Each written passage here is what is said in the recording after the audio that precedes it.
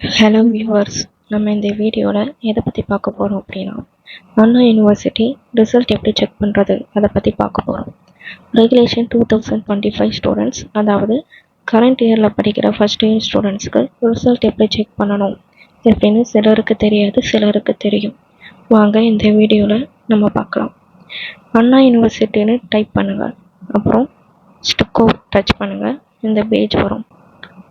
இதில் student login, இதில் உங்கள் register number, date of birth, அப்புறம் கேப்சா என்டர் பண்ணுங்கள். கேப்சா கரெக்டாக என்டர் பண்ணணும்.